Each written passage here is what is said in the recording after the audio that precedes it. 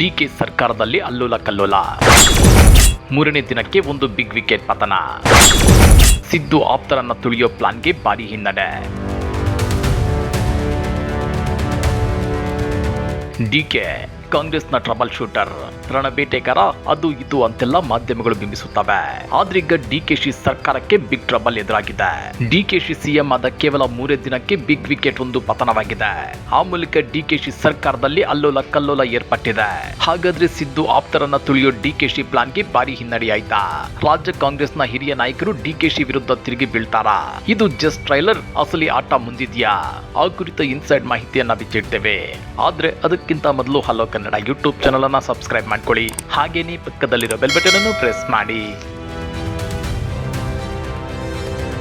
ಕರ್ನಾಟಕ ರಾಜಕಾರಣದಲ್ಲಿ ಈಗ ಮಹಾಸ್ಫೋಟ ಸಂಭವಿಸಿದೆ. ರಾಜ್ಯದಲ್ಲಿ ಹೊಸ ಸರ್ಕಾರ ಅಧಿಕಾರಕ್ಕೆ ಬಂದು ಡಿಕೆ ಶಿವಕುಮಾರ್ ಅವರು ಮುಖ್ಯಮಂತ್ರಿ ಗದ್ದುಗೆ ಏರಿ ಕೇವಲ 3 ದಿನಗಳು ಕಳೆದಿವೆ. ಅಷ್ಟರಲ್ಲಿ ಇಡೀ ಕೈಪಾಳ್ಯದಲ್ಲಿ ಭೀಕರ ಅಲ್ಲೋಲ ಕಲ್ಲೋಲ ಸೃಷ್ಟಿಯಾಗಿದೆ. ಖಾತೆ ಹಂಚಿಕೆಯ ಬೆಂಕಿ ಈಗ ಇಡೀ ಸರ್ಕಾರವನ್ನೇ ಸುಡೋ ಮುನ್ಸೂಚನೆ ಕೊಡ್ತಿದೆ. ಗುರುವಾರ ರಾತ್ರಿ ಖಾತೆ ಹಂಚಿಕೆಯಾಗಿದ್ದ ತಡ ಶುಕ್ರವಾರ ಬೆಳಗ್ಗೆ ಇಡೀ ಕರ್ನಾಟಕ ಬೆಚ್ಚಿ ಬೀಳುವಂತ ಸುದ್ದಿ ಹೊರಬಿದ್ದಿದೆ. ಕಾಂಗ್ರೆಸ್ನ ಅತ್ಯಂತ ಹಿರಿಯ ನಾಯಕ, 8 ಬಾರಿ ಶಾಸಕರಾಗಿರುವ ರಾಮಲಿಂಗಾರೆಡ್ಡಿ ಅವರು ತಮ್ಮ ಸಚಿವ ಸ್ಥಾನಕ್ಕೆ ದಿಢೀರ್ ರಾಜೀನಾಮೆ ಘೋಷಿಸಿದ್ದಾರೆ.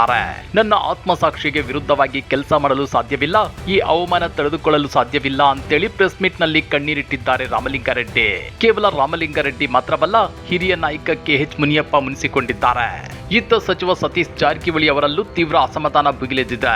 ಜಮೀರ್ ಅಹ್ಮದ್ ಮತ್ತು ದಿನೇಶ್ ಗುಂಡೂರಾವ್ ಅವರಿಗೆ ಸಚಿವ ಸ್ಥಾನದಿಂದ ಕೋಕ್ ನೀಡಿರುವುದು ಕಾರ್ಯಕರ್ತರ ಆಕ್ರೋಶಕ್ಕೆ ಕಾರಣವಾಗಿದೆ. ಹಾಗಾದ್ರೆ ಸಿಎಂ ಆದ 3 ದಿನಕ್ಕೆ ಡಿಕೆಶಿ ಸರ್ಕಾರದಲ್ಲಿ ಕಂಟಕ ತಂದಿಟ್ಟವರು ಯಾರು? ಸಿದ್ದರಾಮಯ್ಯನವರ ಬಣ ಒಳಗೊಳಗೆ ಸ್ಕೆಚ್ ಆಗ್ತಿದ್ಯಾ? ವಿಪಕ್ಷಗಳಾದ ಬಿಜೆಪಿ ಮತ್ತು ಜೆಡಿಎಸ್ಗೆ ಈ ಸರ್ಕಾರ ಈ ರೀತಿ ಆಹಾರವಾಗಿದ್ದು ಹೇಗೆ ಅನ್ನೋದು ಇದೀಗ ಭಾರಿ ಕುತೂಹಲ ಕೆರಳಿಸುತ್ತಿದೆ. ಮೊದಲು ನಾವು ಈ ಇಡೀ ಗೊಂದಲಕ್ಕೆ ಕಾರಣವಾದ ರಾಮಲಿಂಗಾರೆಡ್ಡಿ ಅವರ ರಾಜೀನಾಮೆಯ ಒಳಮರ್ಮವನ್ನ ಅರ್ಥ ಮಾಡ್ಕೋಬೇಕು. ಬೆಂಗಳೂರು ನಗರದ ಕಾಂಗ್ರೆಸ್ ಕೋಟೆ ಅಂದ್ರೆ ಅಲ್ಲಿ ರಾಮಲಿಂಗಾರೆಡ್ಡಿ ಅವರ ಹೆಸರು ಮುಂಚೂಣಿಯಲ್ಲಿರುತ್ತೆ. ಮೂಲಗಳ ಪ್ರಕಾರ 2023ರಲ್ಲಿ ಒಂದು ಆಂತರಿಕ ಒಪ್ಪಂದವಾಗಿತ್ತು. 2.5 ವರ್ಷಗಳ ನಂತರ ಯಾವಾಗ ಸಿಎಂ ಬದಲಾವಣೆ ಆಗುತ್ತೋ ಆಗ ರಾಮಲಿಂಗಾರೆಡ್ಡಿ ಅವರಿಗೆ ಅತ್ಯಂತ ಪ್ರಭಾವಿ ಇಲಾಖೆಯಾದ ಬೆಂಗಳೂರು ನಗರಾಭಿವೃದ್ಧಿ ಖಾತೆಯನ್ನು ನೀಡಲಾಗುವುದು ಅಂತೇಳಿ ಖುದ್ದು ಡಿಕೆ ಶಿವಕುಮಾರ್ ಅವರೇ ಮಾತು ಕೊಟ್ಟಿದ್ರಂತೆ. ಆದ್ರೆ ಗುರುವಾರ ರಾತ್ರಿ ಯಾವಾಗ ಹೈಕಮಾಂಡ್ ಮತ್ತು ಸಿಎಂ ಲಿಸ್ಟ್ ಬಿಡುಗಡೆ ಮಾಡಿದ್ರು ಅಲ್ಲಿ ರಾಮಲಿಂಗಾರೆಡ್ಡಿ ಅವರಿಗೆ ಸಿಕ್ಕಿದ್ದು ಬೃಹತ್ ಮತ್ತು ಮಧ್ಯಮ ಜಲಸಂಪನ್ಮೂಲ ಇಲಾಖೆ. ಇನ್ನು ಇಡೀ ಬೆಂಗಳೂರನ್ನ ನಿಯಂತ್ರಿಸುವ ಬೆಂಗಳೂರು ನಗರಾಭಿವೃದ್ಧಿ ಖಾತೆಯನ್ನ ಕೃಷ್ಣ ಬೈರೇಗೌಡ ಅವರ ಕೈಗಿಡಲಾಗಿತ್ತು. ಇದು ರಾಮಲಿಂಗಾರೆಡ್ಡಿ ಅವರ ಅಸಮಾಧಾನಕ್ಕೆ ತುಪ್ಪ ಸುರಿದಿದೆ. ತಮಗೆ ಕೊಟ್ಟ ಮಾತು ತಪ್ಪಿದ್ದಾರೆ ಮತ್ತು ತಮಗೆ ತೀವ್ರ ಅವಮಾನ ಮಾಡಲಾಗಿದೆ ಅಂತ ಬೇಸತ್ತು ರಾಮಲಿಂಗಾರೆಡ್ಡಿ ಸಿಎಂ ಕಚೇರಿಗೆ ತಮ್ಮ ಆಪ್ತರ ಮೂಲಕ ರಾಜೀನಾಮೆ ಪತ್ರ ರವಾನಿಸಿದ್ದಾರೆ. ಇತ್ತ ಬಿಟಿಎಂ ಲೇಔಟ್ ನಲ್ಲಿ ಅವರ ಬೆಂಬಲಿಗರು ರಸ್ತೆಗಿಳಿದು ಭೀಕರ ಪ್ರತಿಭಟನೆ ನಡೆಸುತ್ತಿದ್ದಾರೆ. ಇದು ಡಿಕೆಶಿ ಸಿಎಂ ಆದ ಕೇವಲ 48 ಗಂಟೆಗಳಲ್ಲಿ ನಡೆಯುತ್ತಿರೋ ಅತಿ ದೊಡ್ಡ ಟ್ವಿಸ್ಟ್. ಮುನಿಯಪ್ಪ ಮುನಿಸು, ಸತೀಶ್ ಜಾರಕಿಹೊಳಿ ಅಸಮಾಧಾನ. ಕತೆ ಇಲ್ಲಿಗೆ ಮುಗಿಯುವುದಿಲ್ಲ. ರೆಡ್ಡಿ ಅವರ ರಾಜೀನಾಮೆ ಬೆಂಕಿ ತಣ್ಣಗಾಗುವ ಮುನ್ನವೇ ಮತ್ತೊಬ್ಬ ಹಿರಿಯ ನಾಯಕ, ಮಾಜಿ ಕೇಂದ್ರ ಸಚಿವ KH ಮುನಿಯಪ್ಪ ಅವರ ಮುನಿಸು ಹೊರಬಿದ್ದಿದೆ. ಮುನಿಯಪ್ಪ ಅವರಿಗೂ ಕೂಡ ತಮ್ಮ ಹಳೆಯ ಆಹಾರ ಮತ್ತು ನಾಗರಿಕ ಸರಬರಾಜು ಇಲಾಖೆಯನ್ನೇ ಮುಂದುವರೆಸಲಾಗಿದೆ. ಆದ್ರೆ ತಮಗಿಂತ ಜೂನಿಯರ್ಸ್ ಹಾಗೂ ಮೊದಲ ಬಾರಿ ಸಚಿವರಾದವರಿಗೆ ದೊಡ್ಡ ಇಲಾಖೆಗಳನ್ನು ನೀಡಿ ಹಿರಿಯರನ್ನ ಕಡೆಗಣಿಸಲಾಗಿದೆ ಅನ್ನೋದು ಮುನಿಯಪ್ಪ ಅವರ ಆಪ್ತ ವಲಯದ ಅಳಲು. ಇನ್ನ ಆಫ್ ಫೀಲ್ಡ್ ನಲ್ಲೇ ಅಸಮಾಧಾನ ಮೂಡಿಸಿರುವುದು ಸತೀಶ್ ಜಾರಕಿಹೊಳಿ ಅವರ ನಡೆ. ಲೋಕೋಪಯೋಗಿ ಇಲಾಖೆ ಸಿಕ್ಕಿದ್ರೂ ಕೂಡ ಸಚಿವರ ಆಯ್ಕೆ ಮತ್ತು ಒಟ್ಟಾರೆ ಸಂಪುಟದ ಸಮೀಕರಣದಲ್ಲಿ ತಮಗೆ ಸೂಕ್ತ ಮರ್ಯಾದೆ ಸಿಕ್ಕಿಲ್ಲ ಅನ್ನೋದು ಬೆಳಗಾವಿ ಸಾಹುಕರ್ ಸತೀಶ್ ಜಾರಕಿಹೊಳಿ ಅವರ ಅಸಮಾಧಾನ. ಒಂದೆಡೆ ಬೆಂಗಳೂರಿನ ಪ್ರಭಾವಿ ನಾಯಕ ರಾಜೀನಾಮೆ ಕೊಟ್ರೆ ಇನ್ನೊಂದೆಡೆ ದಲಿತ ಮತ್ತು ಹಿಂದುಳಿದ ವರ್ಗಗಳ ಪ್ರಮುಖ ನಾಯಕರು ಅಸಮಾಧಾನ ಹೊರಹಾಕುತ್ತಿರುವುದು ಸರ್ಕಾರಕ್ಕೆ ಹೊಸ ತಲೆನೋವಾಗಿದೆ. 2ನೇ ಹಂತದಲ್ಲಿ ಸಂಪುಟ ಸೇರೋದಕ್ಕೆ ಭಾರಿ ಪೈಪೋಟಿ. ಇಂಟ್ರೆಸ್ಟಿಂಗ್ ಸಂಗತಿ ಏನಂದ್ರೆ ಡಿಕೆಶಿ ಸಂಪುಟ ಸೇರಿರೋದು ಮೊದಲ ಹಂತದಲ್ಲಿ ಕೇವಲ 13 ಮಂದಿ ಮಾತ್ರ. ಆದ್ರೆ ಇನ್ನು 2ನೇ ಪಟ್ಟಿ 3ನೇ ಪಟ್ಟಿ ಬಾಕಿ ಇದೆ. ಆ ಪಟ್ಟಿಗಳು ಹೊರಬಿದ್ದು ಅದರಲ್ಲಿ ಸಿದ್ದು ಆಪ್ತರಿಗೆ ಕೊಕ್ ಕೊಟ್ಟಿರೋದು ಗೊತ್ತಾದ್ರೆ ಡಿಕೆಶಿ ಸರ್ಕಾರದಲ್ಲಿ ಇನ್ನು ಏನೇನಾಗುತ್ತೆ ಅನ್ನೋದನ್ನ ಊಹಿಸಲು ಅಸಾಧ್ಯವಾಗ್ತಿದೆ. ಯಾಕಂದ್ರೆ ಡಿಕೆಶಿ ಸಿದ್ದು ಸರ್ಕಾರದಲ್ಲಿದ್ದ ಡಜನ್ಗೂ ಹೆಚ್ಚು ಸಚಿವರನ್ನ, ಅದರಲ್ಲೂ ಸಿದ್ದು ಆಪ್ತ ಬಣದಲ್ಲಿ ಗುರುತಿಸಿಕೊಂಡಿದ್ದವರನ್ನ ಕೈಬಿಡಲು ತೀರ್ಮಾನಿಸಿದ್ದಾರಂತೆ. ನಿಮ್ಗೆ ಗೊತ್ತಿರಲಿ, ಸಿದ್ದು ಸರ್ಕಾರದಲ್ಲಿ ಸಚಿವರಾಗಿದ್ದ Santosh Lad, Zameer Ahmed, Dinesh Gundu Rao, HK Patil, HC Mahadevappa, Madhu Bangarappa, KN Rajanna ಸೇರಿದಂತೆ ಇನ್ನೂ ಹಲವು ಸಚಿವರಿಗೆ ಡಿಕೆಶಿ ಸಂಪುಟದ ಮೊದಲ ಲಿಸ್ಟ್ ನಲ್ಲಿ ಜಾಗ ಕೊಟ್ಟಿಲ್ಲ. ಪರಿಸ್ಥಿತಿ ಹೀಗಿರುವಾಗಲೇ ಜಮೀರ್ ಅಹ್ಮದ್ ಅವರಿಗೆ ಸಚಿವ ಸ್ಥಾನ ಸಿಗದೆ ಇರೋದಕ್ಕೆ ಅವರ ಬೆಂಬಲಿಗರು ಮತ್ತು ಒಂದಿಷ್ಟು ನಿರ್ದಿಷ್ಟ ಸಮುದಾಯದಲ್ಲಿ ತೀವ್ರ ಆಕ್ರೋಶ ಭುಗಿಲೆದ್ದಿದೆ. ಜಮೀರ್ ಬೆಂಬಲಿಗರು ಈಗಾಗಲೇ ಪ್ರತಿಭಟನೆಯ ಎಚ್ಚರಿಕೆ ಕೊಟ್ಟಿದ್ದಾರೆ. ಜಮೀರ್ ಮಾತನಾಡಿದ್ದಾರೆ ಎನ್ನಲಾದ ನಕಲಿ ಆಡಿಯೋ ಹೊರಬಿಟ್ಟು ಅವರನ್ನ ಟಾರ್ಗೆಟ್ ಮಾಡಲಾಗಿದೆ. ಬೇಕು ಅಂತಲೇ ಸಚಿವ ಸ್ಥಾನದಿಂದ ಹೊರಗಿಡಲಾಗಿದೆ ಅಂತೇಳಿ ಅವರ ಬೆಂಬಲಿಗರು ಆಕ್ರೋಶ ಹೊರಹಾಕಿದ್ದಾರೆ. ಅಷ್ಟೇ ಅಲ್ಲ, ಜಮೀರ್ ಸೇರಿದಂತೆ ಮುಸ್ಲಿಂ ಸಮುದಾಯದ ಕನಿಷ್ಠ 4 ಡಿಕೆಶಿ ಸಂಪುಟದಲ್ಲಿ ಸಚಿವ ಸ್ಥಾನ ಸಿಕ್ಕಿಲ್ಲ ಅಂದ್ರೆ 2028ರಲ್ಲಿ ರಾಜ್ಯದಲ್ಲಿ ಕಾಂಗ್ರೆಸ್ ಮತ್ತೆ ಅಧಿಕಾರಕ್ಕೆ ಬರಲ್ಲ ಅಂತಾನು ಎಚ್ಚರಿಸಿದ್ದಾರೆ. ಇನ್ನ ಬೆಂಗಳೂರಿನ ಮತ್ತೊಬ್ಬ ಹಿರಿಯ ನಾಯಕ ದಿನೇಶ್ ಗುಂಡೂರಾವ್ ಅವರನ್ನ ಕೈಬಿಟ್ಟಿರೋದು ಕೂಡ ಪಕ್ಷದ ಆಂತರಿಕ ವಲಯದಲ್ಲಿ ಚರ್ಚೆಗೆ ಕಾರಣವಾಗಿದೆ. ಸಚಿವರನ್ನ ಕೈಬಿಟ್ಟಿರುವುದು ಒಂದು ಕಡೆಯಾದ್ರೆ, ಸಿದ್ದರಾಮಯ್ಯನವರ ಪುತ್ರ ಮೊದಲ ಬಾರಿಗೆ ಶಾಸಕರಾಗಿರುವ ಡಾಕ್ಟರ್ ಯತೀಂದ್ರ ಸಿದ್ದರಾಮಯ್ಯನವರಿಗೆ ನೇರವಾಗಿ ನಗರಾಭಿವೃದ್ಧಿ ಮತ್ತು ಹಿಂದುಳಿದ ವರ್ಗಗಳ ಕಲ್ಯಾಣದಂತಹ ಪ್ರಬಲ ಖಾತೆಯನ್ನ ಕೊಟ್ಟಿರೋದು ಹಳಬರ ಕೆಂಗಣ್ಣಿಗೆ ಕಾರಣವಾಗಿದೆ. ಮಕ್ಕಳಿಗೆ ಮತ್ತು ಜೂನಿಯರ್ಗಳಿಗೆ ದೊಡ್ಡ ಮನೆ, ನಮಗೆ ಅವಮಾನವೇ ಅನ್ನೋ ಪ್ರಶ್ನೆ ಈಗ ಗಾಂಧಿನಗರದ ಕಾಂಗ್ರೆಸ್ ಆಫೀಸ್ನಲ್ಲಿ ಜೋರಾಗಿ ಕೇಳಿ ಬರುತ್ತಿದೆ. ಸಿದ್ದು ಬಣ ವರ್ಸಸ್ ಡಿಕೆಶಿ ಬಣ ಒಳಗೊಳಗೆ ನಡೀತಿದೆಯಾ ಗೇಮ್? ಈಗ ಇಡೀ ರಾಜಕೀಯದ ಅತ್ಯಂತ ನಿರ್ಣಾಯಕ ವಿಶ್ಲೇಷಣೆಗೆ ಬರೋಣ.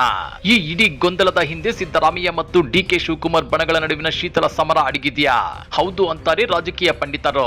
ಸಿದ್ದರಾಮಯ್ಯನವರು ಸಿಎಂ ಸ್ಥಾನದಿಂದ ಕೆಳಗಿಳಿದ ತಕ್ಷಣವೇ ಅವರ ಆಪ್ತ ವಲಯದ ಸಚಿವರ ರೆಕ್ಕೆ ಪುಕ್ಕ ಕತ್ತರಿಸುವ ಕೆಲಸವನ್ನ ಡಿಕೆಶಿ ಬಣ ಮಾಡ್ತಿದೆ ಅನ್ನೋ ಅನುಮಾನ ಸಿದ್ದು ಬೆಂಬಲಿಗರಲ್ಲಿದೆ. ಅದಕ್ಕೆ ಜಮೀರ್ ಅವರಿಗೆ ಸಚಿವ ಸ್ಥಾನ ಸಿಕ್ಕಿಲ್ಲ ಅನ್ನೋ ವಾದವಿದೆ. ಆದ್ರೆ ಮತ್ತೊಂದೆಡೆ ಸಿದ್ದರಾಮಯ್ಯನವರು ತಮ್ಮ ಮಗ ಯತೀಂದ್ರ ಅವರಿಗೆ ಪ್ರಮುಖ ಇಲಾಖೆ ಕೊಡಿಸೋದ್ರಲ್ಲಿ ಯಶಸ್ವಿಯಾಗಿದ್ದಾರೆ. ಆದ್ರೆ ರಾಮಲಿಂಗಾರೆಡ್ಡಿ, ಮುನಿಯಪ್ಪ ಅವರಂತಹ ತಟಸ್ಥ ಹಿರಿಯ ನಾಯಕರು ಈ ಇಬ್ಬರ ಬಣಗಳ ಜಗಳದಲ್ಲಿ ತಮಗೆ ಅನ್ಯಾಯವಾಗಿದೆ ಅಂತ ಭಾವಿಸುತ್ತಿದ್ದಾರೆ.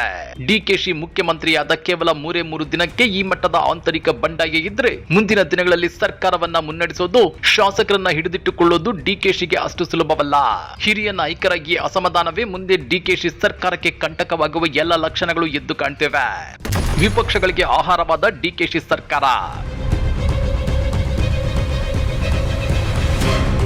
ಇನ್ನೊಂದೆಡೆ ಆಡಳಿತ ಪಕ್ಷದಲ್ಲಿ ಆಗುತ್ತಿರುವ ಈ ಎಲ್ಲ ಹೈಡ್ರಾಮಾಗಳು ವಿರೋಧ ಪಕ್ಷಗಳಾದ ಬಿಜೆಪಿ ಮತ್ತು ಜೆಡಿಎಸ್ಗೆ ಅತ್ಯಂತ ದೊಡ್ಡ ರಾಜಕೀಯ ಆಹಾರವನ್ನು ಒದಗಿಸಿದೆ. ಅಧಿಕಾರಕ್ಕಾಗಿ ಹಣ ಮಾಡುವ ಎಟಿಎಂ ಇಲಾಖೆಗಳಾಗಿ ಕಾಂಗ್ರೆಸ್ ಕಿತ್ತಾಡಿಕೊಳ್ತಿದೆ. ಇವರಿಗೆ ಜನಹಿತ ಮುಖ್ಯವಲ್ಲ, ಕೇವಲ ಕುರ್ಚಿಯ ಅಪಹಾಪಿ ಮುಖ್ಯ ಅಂತ ವಿಪಕ್ಷಗಳು ಈಗಾಗಲೇ ಟ್ವೀಟ್ ಮಾಡಿ ಲೇವಡಿ ಮಾಡಲು ಶುರು ಮಾಡಿವೆ. ಇದು 3 ದಿನಕ್ಕೆ ಮುಳುಗುವ ಹಡಗು ಅಂತ ಬಿಜೆಪಿ ನಾಯಕರು ಟೀಕಿಸುತ್ತಿದ್ದಾರೆ. ಆಡಳಿತ ಯಂತ್ರ ಚುರುಕಾಗಬೇಕಾದ ಸಮಯದಲ್ಲಿ ಸಚಿವರು ರಾಜೀನಾಮೆ ನೀಡುತ್ತಾ ಕೂತ್ರೆ ಸರ್ಕಾರದ ಗ್ಯಾರಂಟಿ ಯೋಜನೆಗಳು ಮತ್ತು ಅಭಿವೃದ್ಧಿ ಕೆಲಸಗಳು ಕುಂಠಿತವಾಗುತ್ತವೆ. ಇದು ನೇರವಾಗಿ ವಿರೋಧ ಪಕ್ಷಗಳಿಗೆ ಮುಂದಿನ ಚುನಾವಣೆಗೆ ದೊಡ್ಡ ಅಸ್ತ್ರವಾಗೋದ್ರಲ್ಲಿ ಯಾವುದೇ ಸಂಶಯವಿಲ್ಲ. ಇನ್ನ ಈ ಬಗ್ಗೆ ಟ್ವೀಟ್ ಮಾಡಿರೋ ವಿಪಕ್ಷ ನಾಯಕ ಆರ್ ಅಶೋಕ್ ಅವರು ಸಿಎಂ ಡಿಕೆ ಶಿವಕುಮಾರ್ ವಿರುದ್ಧ ಕಾಂಗ್ರೆಸ್ ಪಕ್ಷದ ಒಳಗೆ ಫೀಲ್ಡಿಂಗ್ ಸೆಟ್ ಮಾಡಲಾಗಿದೆ ಅಂತ ಕುಹಕವಾಡಿದ್ದಾರೆ. ವಿಕೆಟ್ಗಳೇನೋ ಬೀಳುತ್ತಿವೆ, ಇನ್ನಷ್ಟು ವಿಕೆಟ್ಗಳು ಬೀಳುವ ಲಕ್ಷಣಗಳು ಇವೆ. ಆದ್ರೆ ಈ ವಿಕೆಟ್ ಗಳನ್ನ ಉರುಳಿಸುತ್ತಿರುವ ಆ ಸಿದ್ಧಹಸ್ತ ಸ್ಪಿನ್ ಬೌಲರ್ ಯಾರು? ಫೀಲ್ಡಿಂಗ್ ಸೆಟ್ ಮಾಡಿರುವ ಆ ನಾಯಕ ಯಾರು?